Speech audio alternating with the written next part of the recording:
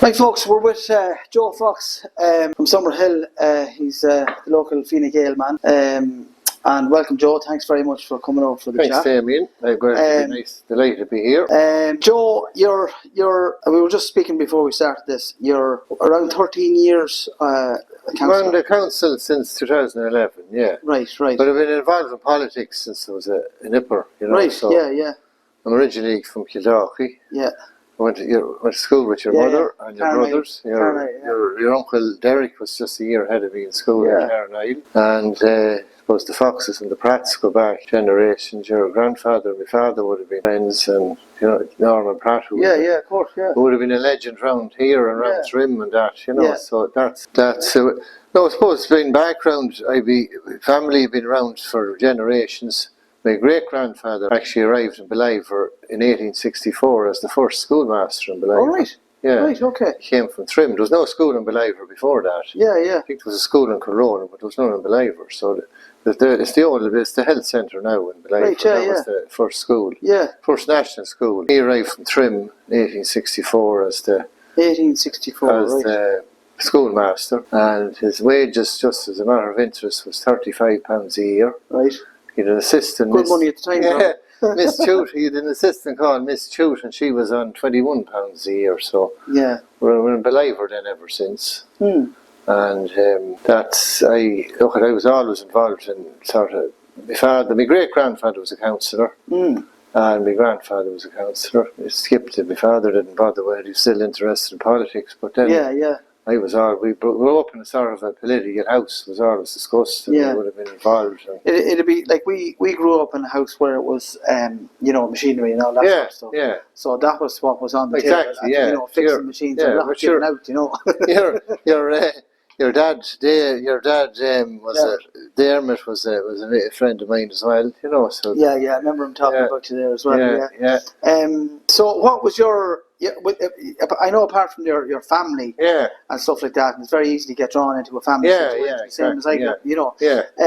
What was your interest in politics originally? Well, basically just to try and you'd be always interested in public affairs, and you'd be shouting at the television, and it's always just to do something about it. And if you can people used to be coming to me. I used to do clinics for John Bruton when I was younger, and all that. But just to try and make a bit of a difference to people's lives, and that's basically it. You do. Like I was involved with your grandfather Norman in group water schemes. We set up the Rackeen in group water scheme. Yeah, is that the one there at the bridge there? Yeah, exactly. That was a private scheme. Your father and myself. And I remember that going, and that was a big deal at the time. Big deal. Your father, and there was a few others in the committee. We got that up and running. That sort of thing. Made people's lives a bit better, and you know. You see these things that the likes of yourself and my grandfather at the time, and say on that particular project, you work really hard at these projects.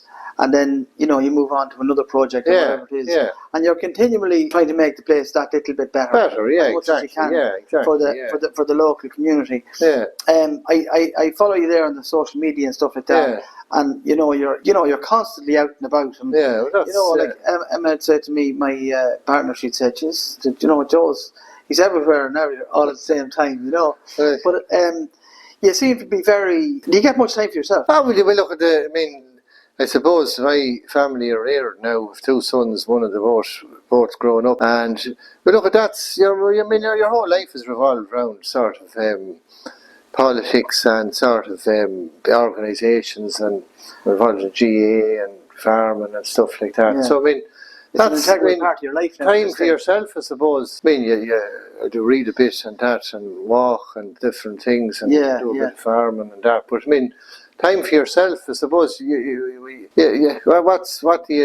That's to me, doing things like that is sort of the satisfaction you get out of sort of seeing a project, starting it off and seeing it through, finishing it off, or if you can help someone out, make their lives a bit better, or the community or that, or help them with a grant, or get I do help community groups with trying to access funding, and you see the satisfaction of getting something like that up. Can you give me an example or examples of that? What do you mean? Well, say like there's a lot of funding out there for sort of community halls, for sports clubs, sports capital grants. Now, just to give you one example, I know I work with a lot of clubs all over the place, but there's Clonard GA, which you'll be familiar with. I'm very familiar with, yeah. And they started off, it had no field. So they had the field above at the back. Paddy, they were leasing paddies. Yeah, and it was you were playing that? Years ago. And you had the first, was a game, certainly have a game of two halves because it was on a slope. Yeah. But I mean, they went and they had that only leasing that. Within the space of 10 years to have the facility to have today. Yeah. And that was, they went and bought the field behind the shop there. And then I got involved with them. We started looking for grants and with sports capital grants. And they've spent about $1 million there now, On that facility? Yeah, with 800,000 I think altogether. Yeah.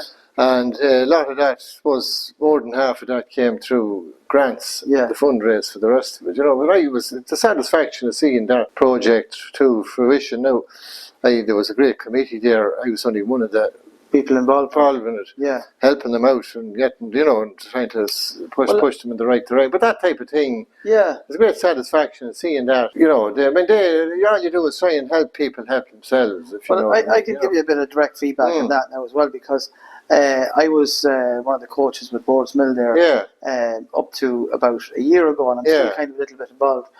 But it was the under-9s I was coaching, and you're going to the different clubs and Ballinabrakey, and then I went up to Clonard. I didn't even know about the club because I've been away for a couple of years.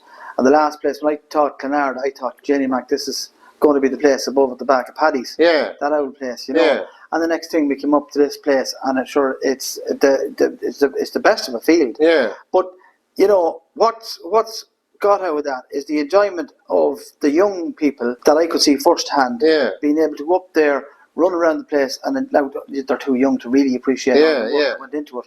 But it's another little place for them to go and to develop, and particularly the young people from Clonard. Yeah. It'll help them come on. You'd be hoping and help improve the club as it grows up then through the years. Exactly. And it's just, I'm just using that as an example. I mean, you've had the great clubs in the area, but I mean that's just an example of a small place that could just develop like that too, and it's all about helping them sort of on the road to that. I mean, you've great facilities around the place now. We have look at the community centre in Summerhill with a theatre and everything, bars. I mean, there's plays going on there now. You don't have to go to the Gaiety anymore. I was very involved in the theatre in Trim now, the new Swift Theatre. Yeah. Getting the funding for that for initially through Michael Rings. He was Minister for Rural Affairs, and then Heather Humphreys. But that was massive satisfaction in getting that project. That was a big project. What sort of a budget was on? But I think between everything, the council put up several millions, and then we got grants. I think nearly 10 million altogether. Yeah. But Trim needed that sort of a boost for the middle. It's great to have it. Navan has a salsa centre over there. I was over there a while ago. Jerry Tully from Trim there had a concert over there, and it's a fabulous facility. I haven't been in the Swift place yet, and I'm looking forward to going in but you could create a great sort of nighttime economy in Trim. That could spin off shows there. People will stay in hotels, maybe going to a show, have a meal, and that type of. That's what a tourist town or a destination town like Trim needs. Yeah, it's. I often spoke to people about the tourism in Trim. And there was a thing where all these people are coming to see the castle.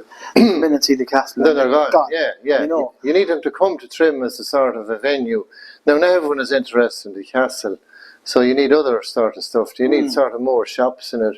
There's a place sort of like a Kildare village in a town. Yeah. Where they come down from Dublin for Spade, they spend the whole day. Yeah, where they can come down and where they can come to Trim and stay the whole day in it or stay the night in it, and not just drive in a bus, look at the castle and be gone again. Because it's not everyone wants to see a castle either.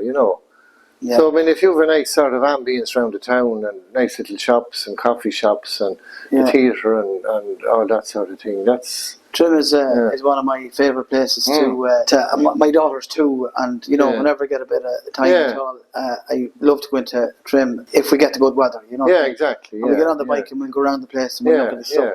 And there's great ambience and a great energy about the place. I mean, your grandfather was instrumental in a lot of the stuff that went on there. There's a park even named after him. The tidy towns, he would have been the driving force in that. and getting the porch fields, he would have been advocating for that as well. Well, I just remember my, you know, going into my grandmother's, and he'd be continually at meetings and stuff. Yeah, like that, I was sure he should have been a politician. You know, he would have headed the poll. You know. So is that the case with you, Joe? Is that the way? Like, being a councillor, are you continually at meetings I know, like this evening or whatever it is. Like, yeah, but it's always things going on, and you have to. There's meetings, there's funerals you have to go to as well. That's part of it, and look at it, and you meet people, clinics, constituencies. People come to you with their problems, and you try and sort them out or do something, or help them out. Can I ask you just what might be maybe a stupid question? What is a clinic? A clinic is like people come to you and say. Yeah, you can have a venue, or you can even call it their house, and just sort of give them whatever. Say you could say, I'm going to be in Shaw's pub at 7 o'clock, and people come in, 4 or 5 different people come in with their issues or that, and it's like a doctor having a clinic. Yeah, you know, that's what they call it. They call it. I think politicians in England call it surgeries. You know, right? Okay.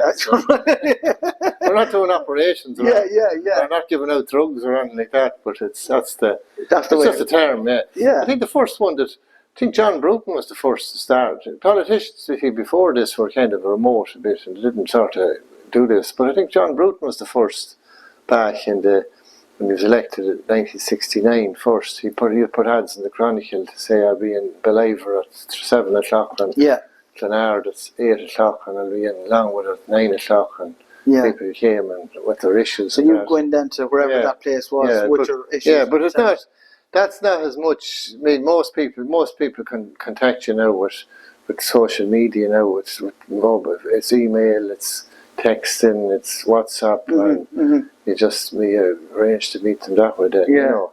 What would be at the moment? What would you see that people would be concerning or coming to you? What kind of typical issues would be? Well, I suppose housing. I do help out a lot of people with planning permission too. I mean, it's great satisfaction to see somebody getting planning to build their own land, their own house, and getting that up and running. You know, that's and it's great for the area too. To keep people in the area. Yeah. I know. Yeah, a lot of people say, "Oh, there's too many houses being built in the countryside," but if you don't have regeneration in the countryside will die. Your local schools. Well, I see that firsthand with the junior teams, with the GEA. Do you know what I mean? You see it with the numbers. Like, let's say, for example, if we were playing Rathod, you know what I mean? They'll just poison the place. There's 2 or 3 teams. They come down with it. There'll be just kids everywhere. And we've got 6 or 7. You're involved in Boards Mill, yeah. So we might have maybe 6 or 7. You know, we could have 9 on a good day or whatever it was. But it's a bare team. It's a bare team. You know what I mean? And you're scraping together this sort of stuff. And I remember Paddy Lahan, like, you know, he'd be coming around to the house and he'd collect it, and he'd ring my mother and he'd say, is that fella able to come out or whatever. Pat was a great he was fantastic. But like, you can't do that now. You can't just load in. No, you have to with safety. Like I remember one time he brought, I don't think I'm telling an exaggeration here, but I think he got about 10 or 12 of us into a Mark 1 golf and brought us to Dundee one time for a game. That was, I remember with Killdalkey 2 years ago. You'd be Paddy Riley and Brendan Davis. He just loaded us all into cars. They were the like we were, like, when I think back on it now, but like, we were small, we were little lads that time. You would fit a lot of lads into a car, you know. You wouldn't get away with it now. He would, depending on where we were going, he would stop at a church and load us all out and go in for a prayer. And then on the way home, we'd stop at a shop for a pop or whatever. If you hadn't any money, he'd give you 10 pence or whatever it was. So great old times, you know. It was great. But that's about the rural planning. That's why you need to sustain rural communities. You need constant people moving in and new people. If you just leave it as it is, you just end up with old people and new people. What do you find is the problem? Like, I got planning permission for my house just down the road from the home place there, in 2000, and I think it was 2004. And I was lucky enough. I took the advice of my architect at the time, which was I think it was Christy Flynn at the time, you know, and he said, kind of go for this particular type of house. I wanted to put in a attached house and whatnot. And he said, look, don't bother with that. Go with this kind of thing, and she'll go through. And it did go through. I had no issue with it, you know. But I do hear stories of people with different things, like, and I think the council were trying to bring out some new things where they had, you know, you had to have a certain amount of land in order to be able to access the planning and stuff like that. Yeah, no, that's we knocked that on the head. Yeah, that was there was a proposal at the last development plan which we adopted in 2020, 2 years ago, 22. Yeah, that management had a proposal about that. We knocked that on the head. No, that's not a runner, you know. So that was, you had to have a certain amount of land. There was a proposal. You couldn't have to 10 or 15 acres before you could build a house. Yeah, no, that's not a that's runner. gone. Well, that was there's another thing I got through as well, and hopefully to get off the ground, the Service Sites initiative, and I got even included in the programme for government that service sites will be provided, say the likes of Beliver, Killdalkey, Rathmilane, that the council will provide service sites at cost price to local people to build their own house, you know. That's a fucking great thing. Yeah, and I'm trying to. Hopefully, we get it this year. I haven't heard of that now. That's I guess it's up and running now.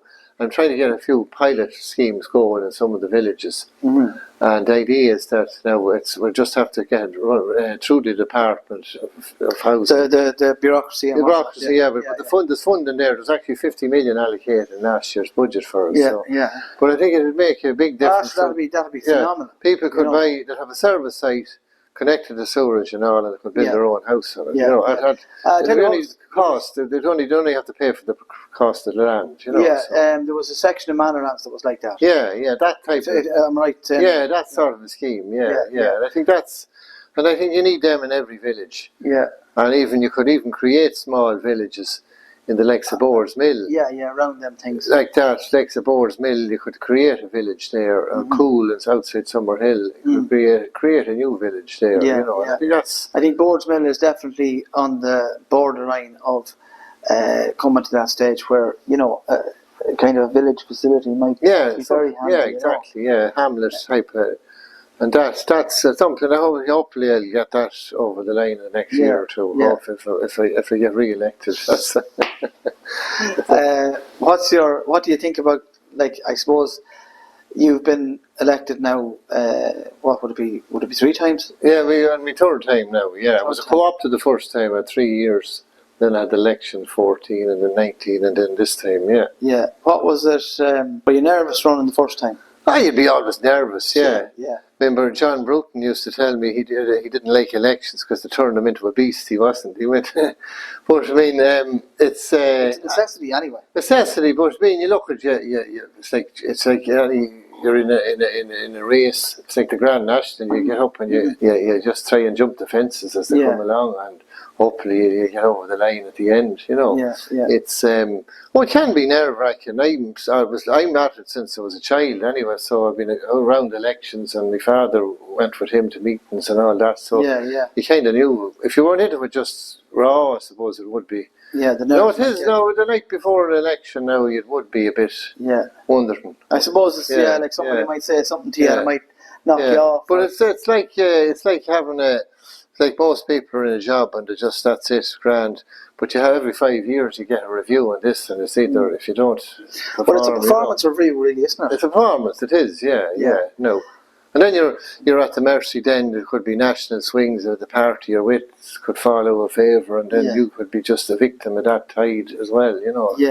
That's look. If you're in the game, you play the game, and that's it. I think one of the benefits of you're connected with Fine Gael. And I think one of the benefits is that you have a direct access to the Dáil through your. And you have a government out for it, and you have access to government ministers, and I think that's very important for funding. I can ring up ministers at any time and say, look, what's the story here, and you can make representations and get stuff done. It makes an awful difference. Absolutely, that's one of the big advantages. The disadvantages, as you just said, is depending on what way the wind is blowing in Dáil Éireann at the moment. You might be for or against. You could be a victim of be swept out with the tide. But look at that. You sign up to a team that's, I believe in the philosophy of Fine Gael, so as I've been involved with it all my life and my family and that, so that's, you're in a team and you play the team, you know. Well, that's you know, you're committed to that, that team, but then at the same time, you know, even from talking to you in the last, 15 minutes, your commitment to me seems already to the locality. Oh yeah, well that's your first. I mean the people that elect you are the local people, and your first loyalty is to them. You know, that's, and they know what they know what you're affiliated. That's the right way to vote for you. You know, so, I mean, but now you're actually they're your employees, your employers, and your first loyalty is to the local area. You know, and try and if you're I suppose, and it's non-stop, then you know people can ring you.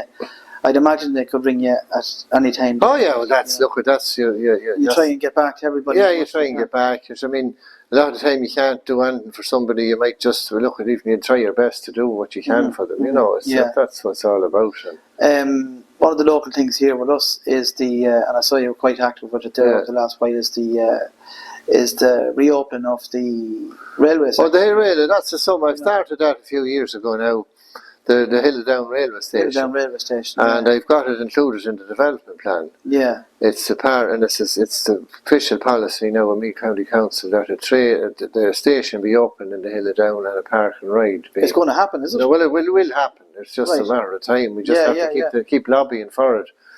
I mean, it's a no-brainer. I mean, there was a train there for 100 years, and it was closed in the 60s. But I mean, you have the big population now in Beliver, and you have Kinney Yad and the whole surrounding areas. And most of them people are working in the city or moving to Dublin in the morning. So I mean, the potential that the Hilldown could take 300 or 400 cars off the road you know. So I mean, that's, and as well as that, you have the Greenway. Opened up beside it, the Royal Canal Greenway, so there's a tourist potential there as well.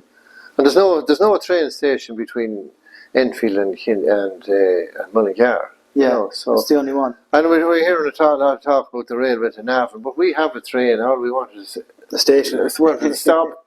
Stop it. I mean, and I suppose you know, I come from a construction background, and you know, it's a hell of a smaller project. Like that, the bones of that station is already there. And, it's not. You know, it would need to be pulled out and redeveloped up to specification. Exactly. When you hear about other projects, billions and this, and this is only small fry. But as you rightly said just there now, you know, it's going to take off probably a couple of 100 cars a week off the road. And ultimately, at the end of the day, you know, you hear particularly Eamon Ryan talking about climate change. This, that, and the other, and you know, for example, now, just me personally, if I want to go to Dublin and I'm a bit tired and I don't feel like dealing with traffic or this, that, and the other, I go up to Enfield and then on in the train, you know, and it's a great. Great. Then another the Dart as well. The Dart is coming to Maynooth, and they've agreed to bring it to Killdalkey. Now I'm trying to push it to bring it to Enfield as well, which makes sense too, you know. And maybe eventually an electrification line to all the way to Mullingar. But I mean, it makes total sense to bring it as far as Enfield, the Dart, you know. So. But I think, Joe, without, you know, the likes of people like yourself or whatever it is that's continually pushing for these kinds. Oh yeah, you have to. And it's you push the whole time. And it's sometimes it's not an easy process, you know. Sometimes it's not just sometimes you're like the lad in the Cruikshank Redemption, banging at the wall, knocking the little bits out of the wall. No, it's not quite as bad as that, but you just keep chipping away, and eventually you get a hole through the wall and get out. yeah. That's a good metaphor, all right.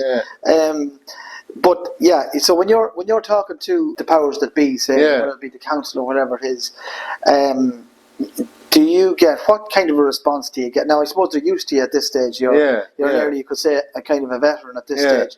But you know, do they get, if you're ringing them this, they can't be positive to you all the time, I suppose. Well, look, they won't be positive all the time. You won't get everything you want. But you'll just chip away, as I said before, and get the bits and pieces done, you know. I mean, in fairness to the council officials, they're only doing their job as well. And they only have so much money to do things, you know. No, it's like the roads, ideally every road would be just smooth and perfect and not a thing in it. But I mean, that's not possible. Eventually, maybe we'll get there. But I mean, you just try and get. I think with the water, the way, particularly like this year. With the weathermen played hell with them. But that's just what I mean is that you eventually you just keep by degrees it'll happen. Chipping away at it. There's no silver bullet for anything. No, and you kind of have to at the same time. I suppose you have to keep your council guys that you're liaising with. Yeah, we're all in and then you have the electorate or exactly you were the kind of the go between them. And no, you have to fight your corner too, but you can't be just roaring and shouting and giving out and fighting, and you need to work with. It's all a teamwork. You work with them, and they work with you, and you work with the public, and you get. That's how you achieve things. Bringing people with you, rather than. Would they say to you now? Let's say if you have something, not necessarily the council, but would they come back to you the other way and say, "Look at Joe, we're getting a lot of grief from this certain area or this certain topic. Can you maybe go out there and deal with them people to give us a break?" Well, sometimes you can do that. Yeah, that's part of the process, but it's all about bringing people along with you too. It's if there is an issue in an area and you try and sort it out. But it's through collaboration and bringing people with you. It's not. Certain times you have to bang the table too. But most times you work with people. Everyone is human beings too, and they have feelings, and you can't be just going and shouting and roaring and bawling at them. Well, it tends to get. The same in business. I was in business all my life too, and that's how you negotiate deals in business too. It's just sitting down and going through and teasing out and seeing seeing it from the other side as well, and that's it's all it's the same, more or less the same thing, In terms of Fine Gael and your connections to that, and I'm sure you've probably a lot of colleagues there within the party that you're fairly close to. Who do you like? Do you have any favourites up there? Or how what's your feelings on that? Well, I don't mean favourites, but people that you work with a lot. Well, obviously I work well with him in English. The local TD who was former minister. I get on very well with him, and I actually worked with him as a part of his team for many years.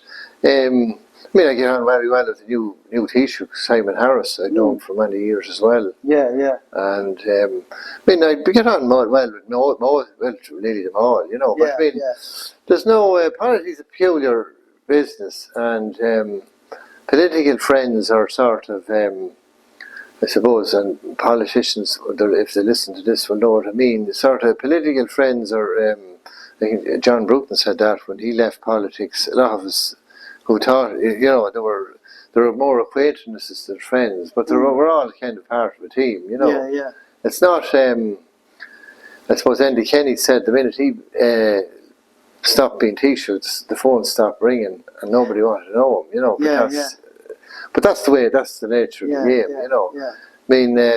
But we all work we're all part, everyone is out no one gets into politics just for the glory of it. If you do that, you're going to be disappointed. They might put a statue up to you one week, but they could tear it down the next week. It's you do it to just try and make your community a bit better. Than it's like I suppose with the the Fine Gael, Fine Gael, Fianna Fáil, or the Green Party are in there now together for the last 12 years, and they've had their ups, there's downs. There's different issues or whatever it is going on over the course of that time, and then even previous to that, then going back to John Bruton's government, where you will work with them, But I suppose with the different parties coming on now, how would you see?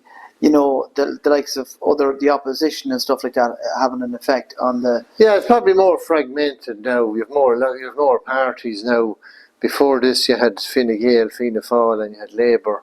that was it, and was alternative governments to them or whatever. Yeah. But now you have it's more gone in the European model, where you from now on you're going to have multi-party governments. Yeah, smaller little chips and that, and it'll take longer to form a government. But that's look at it in a way, it's a healthy thing too because more diverse. Yeah, you know, we have to get used to that too. You know. Yeah, yeah. I think that's.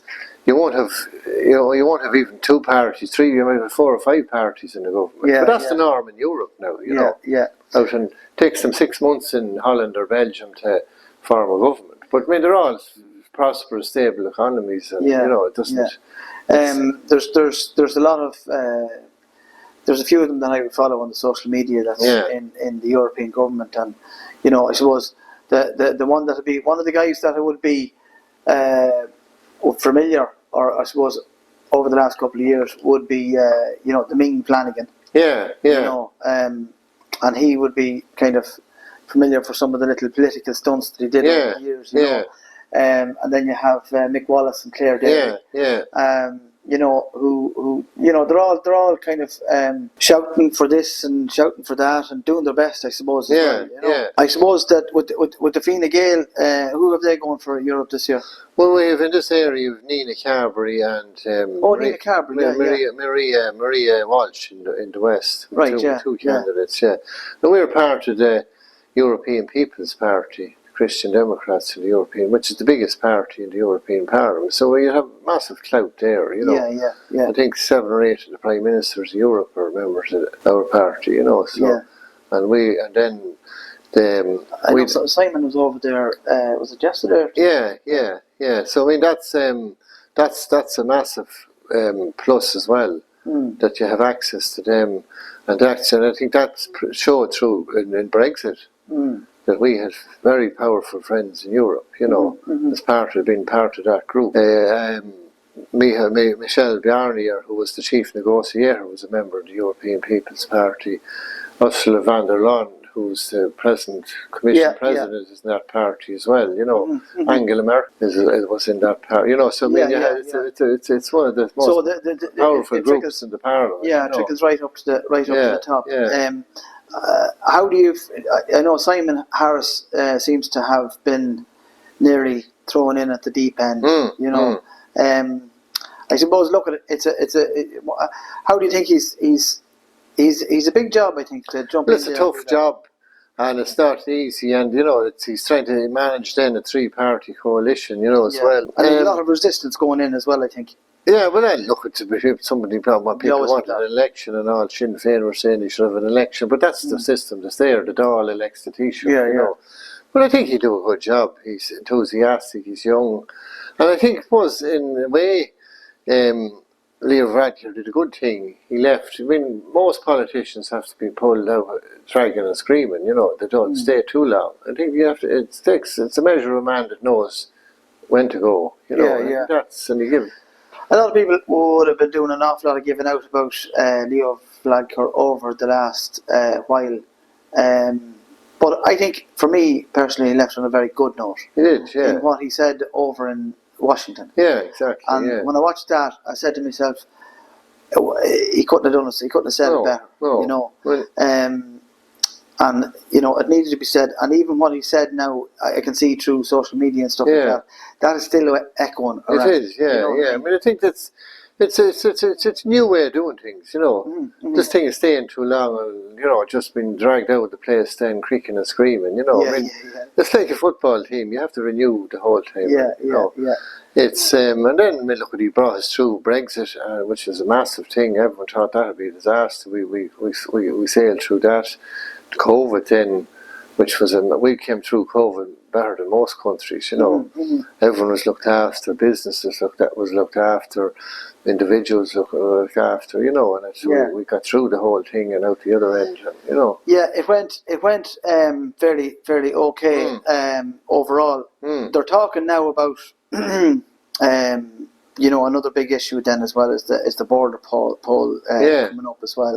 And I think, you know, that being an integral part of the Good Friday Agreement, some parties are really pushing for quickly. The problem with the border poll, I mean, we all want to see United Ireland, and that's the Fine Gael, is the official name is Fine Gael United Ireland Party, you know. So, but I mean, there's no point in having a border poll unless it was you're certain it was going to win by a big margin, because you don't want to just 50% plus one is no good, because you're going to have a big rump of people up there who don't want to come in with us, you know. So I mean, I think maybe it's, you know, you just get to it at a lower pace, trying to build up trust and that beforehand, you know. And so when you do have a poll, then it's not an overwhelming, but at least 60-40, you know. You have a good majority. You know, because I think that's, because it's not about uniting territories, it's about uniting peoples, you know. That's what John Hume used to, that was his mantra, and I think that's the way.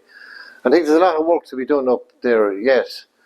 I mean, education is a major thing. I think we have a segregated education in the north, and I think that's a massive barrier. Young people don't meet one another until they get into the workforce. So their whole education system, they're in separate schools. You know, and I think that's not a healthy thing for a society either. You know, I think that's where we should start there, break down them barriers. And I think a lot of young people are beginning to do that, but I mean, I think it has to come. The schools need to be integrated from the very get-go. Yeah, because a lot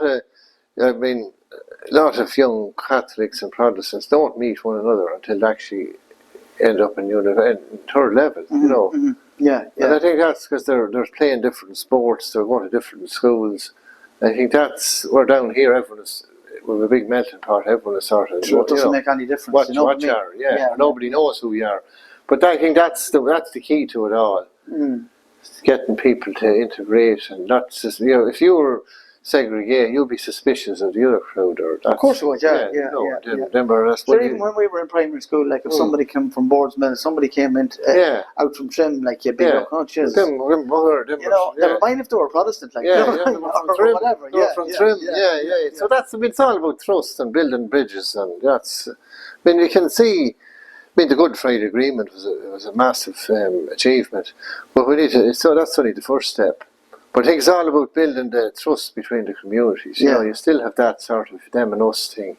Yeah, like that's the thing. Like if that's thought out properly, like I mean, it was a massive job. I'm still young enough to remember all that going on with the Good Friday Agreement and everything like that, and all the guys that were involved at that, the Americans that came in, and Jerry Adams, Martin McGuinness, John Hume, all these big characters that were involved, the Irish government, you know, that were involved. And I think, you know, the other parties might be pushing for that border poll maybe a little bit. Well, it's no point in having. I think the danger with it is that if it'll become a sectarian head count and just sort of everyone circling the wagons around their own group, you know. But I think if you build up to it, you can have it then. But I think there's an awful lot of work to be done before that. And then you need, as well as that, I think there has to be implications here too. We need economically, we need to get ready for it as well. Yeah.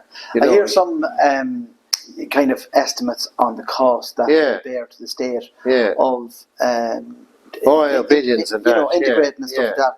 Like, but that's still it's a big job. But I think that I wouldn't be that worried about that. I think it's more about integrating the people rather than the money can be sorted out, and you'll have dynamics with when the merging the two economies and all that, and that'll create a bigger momentum as well. But I think the key is the people. Yeah, the people is the ones that you need to sort out. The key to the whole thing is the integration. At an early age, and bring people that know they're having the suspicion. You know. Yeah. You could grow up in the north. You might be 17 before you meet a Protestant, or vice versa. You know, that's not. And I think it's. Well, I remember my grandfather was a Protestant. I mean, Granny was a Catholic. Yeah. His family, you know, was very kind of resistant to the whole thing, you know. Yeah. And to this day, their relationship, I haven't seen a relationship as, you know, the two of them were. Yeah, they were sure I knew them well, and your grandmother was up for a name she was a Malone from Shanko, down the road from us. Yeah. And they were very united couple. Yeah. But I remember her telling me, and I'm saying this in terms of what you were saying there, integration. You know, like they were integrated at an early age through love. Exactly. Yeah. You know, and they didn't really care for who was what or what was who or this and that. Now, luckily enough around this area, there was no sectarianism. No, everyone gets on well and that. But just it's amazing we've come an awful long way, because Mary Robertson, the previous president, she's very involved now in all the elders and that. But when she got married in the late 60s, her parents didn't. She was a Catholic and her husband was a Protestant. Her parents didn't go to the wedding because she was marrying a Protestant. You know, and that's not that. That's only in the 60s. You know, and that's we've come a long way from that. You know, so I suppose with all the new people coming into the country too, that nearly gets like when I talk to, I would work with people from time to time that would be from maybe Pakistan and India, like that. And they'd ask me sometimes, you know, what's the crack with the Protestants and the Catholics, because they don't really comprehend it. You know, I know. Because they say they're all the same. It's like, I mean, the Catholicism. What's the difference between this and that? You know, they're just looking at it from the outside. They don't see the same. And then I could say, well, look, what's the difference between, you know, India and Pakistan? You guys look the same. Exactly. You know what I mean? And they say, oh no, there's a big difference. Yeah, Muslim and Hindu. So it's all Americans and Canadians. You know? Exactly. Yeah. Like so if you ever meet an American and you ask him what part of Canada he's from, you get tick. Yeah, totally. Yeah. It's all. But I mean, we're in a global world now. People are moving. I mean, young people now are moving all over the world, and they're getting jobs here, or they're going to Australia for 2 or 3 years or whatever, you know. And what do you think about the... I was talking to a friend of mine there recently, and he was a young fella here from Klein, electrician, and he was saying to me about heading off to Australia, and, you know, there was a bit of disappointment in the way he was talking to me, in that I suppose I wouldn't say hopelessness, but he was just disappointed that he didn't see really a choice for himself and his partner to thrive here at the moment, because, you know, in terms of building houses and all that sort of stuff, it was going to be difficult. Now, I'm sure the scheme that we were talking about earlier on, that mightn't have been just on his radar. Well, things like that. There's actually another scheme there as well, that the Help to Buy scheme, where you can get 30,000 of your tax back for the last 4 years as a deposit for a house. It's actually a grant. It's basically a grant of 30,000. When did that come out? Well, that's out since 2018. Right. Okay. And it was I think it was Owen Murphy was Minister for Housing when I came in. And I just I had a motion to council about it there a couple of months ago. There's actually 5,016 people in Meath have availed of that. Yeah. And to buy their own, either build their house or buy a house. So if you're a first time buyer and you're buying a house or building a house, you can get 30,000 up to 30,000 of your tax back for the last 4 years. If you're a married couple, you know, or just partners or that. So I mean, 100 million of that has come back into Meath in the last 4 years. You know, there's another scheme then as well as that. It's the shared equity scheme, where you can get up to another 30,000. But when you combine the two of them, you can get up to 50,000 as a clawback in one. But that's a big help. Now, funny, a lot of people don't know about these schemes, you know, and that's a big help if you're trying to build. Like, in terms of, like, you know, one of the things that, you know, from talking to friends of mine, that would be... They're trying to save is the big, they get the deposit is the big part. Of course they're trying to save, do you know what I mean? But what you're saying there now is, you know, that's it seems to me a fantastic they can get 4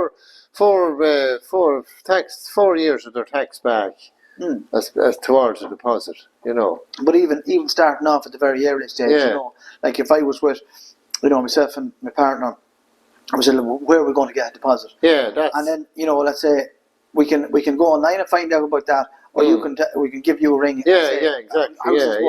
So, but this is how it works, and if you're going to start at the bottom, so to say, work in your job here for a couple of years' time, and in 3 years' time, or whatever length of time it is, you'll have your lump sum, and then you can use that to access money then for your mortgage or whatever it is. You know, well, that's a. Well, there are those sort of schemes. We need. I think they are very good now to help people on the ladder. You know. Well, that kind of answers that question very well. No, it's not. It's not still either. Yeah, but you still have to be trying. You know, it's still hard to get loans and that and all. But I mean, it's a massive help along the way. Yeah. Now there will be more houses coming on stream in the next couple of years. Building is ramping up and that. You know, and that's.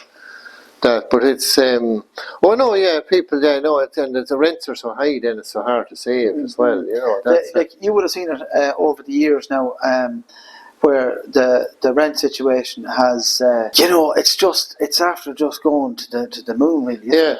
No, I was in that business for 35 years. Oh, you a builder? No, I was an auctioneer. Oh, right, I did a bit of building and stuff as well. You know, But I mean, so then you'd know your finger was on the pulse then. Oh yeah, I know what's happening in the whole industry, and I think I suppose in a way we're a victim of our own success. We have full employment, and when you have full employment, you're going to have a pressure on housing and all that. There's a million more people in the country than there was 20 years ago. Yeah. You know, that's phenomenal. And when you look at Europe, no other country has grown that's population-wise that size. You know, so per capita, that's all. So we are a victim of our own success to a degree, you know. And I think it will catch up eventually, you know. But I mean, it is tough on young people now trying to rent and save and all, you know. That's and cost of living and all that.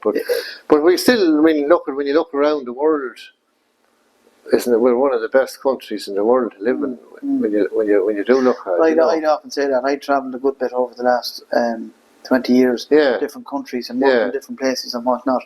And, you know, people give out an awful lot about Ireland here. And, you know, they might be through whatever type of misfortune, unlucky or whatever it is. But when you travel to a different country, that's not as good. And you come back here, you appreciate it. You won't appreciate it until you see something worse. No, like when I was down in Portugal there now, you know, like it's very, very difficult for anybody to get off the ground on the level of wages that people are on and that sort of stuff. Do you know what I mean? And, you know, even having access to the likes of yourself locally, and the idea of what we're doing here is that it'll help give people a bit of, I hope anyway, a bit of familiarity to yourself, you know, where hopefully people would feel more freely to get in touch with you. I hope when this is published, you know, your phone doesn't start going, Joe. They're giving out about you. You know. But I mean, look, that's what it's all about. And look, it's there's a lot of help out there, and it's just accessing it and giving the information out, you know. And trying to help people along the way. That's all you can do. Joe, I'm going to wrap things up, and thanks very much. Not at all. Much Thank you. Appreciate that. I enjoyed it. Is there anything I know it's anything you'd like to talk about there before we? I don't know. I mean, look at that. I think we covered most things there. I suppose it's. We're in the run-up to a local elections now. I suppose that's the focus for me in the next couple of months, trying to get re-elected, to continue on what I'm doing.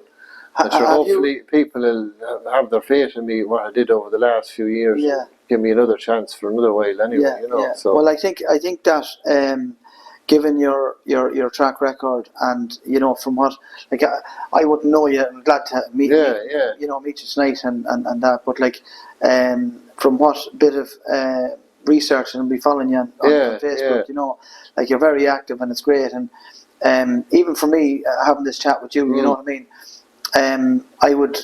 I now kind of know Joe Fox, and I hope other people would think the same.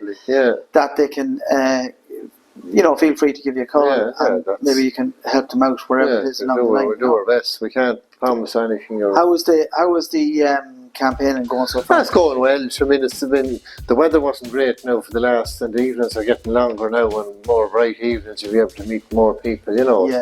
So it's getting on all right. So most people know you now, I suppose. Well, a lot of people know you. So not everyone knows it.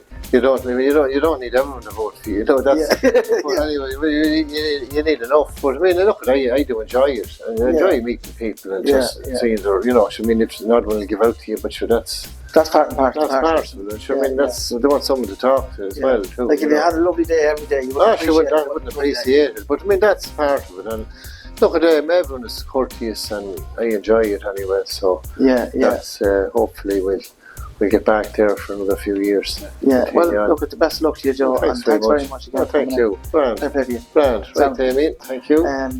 Yeah, that's it.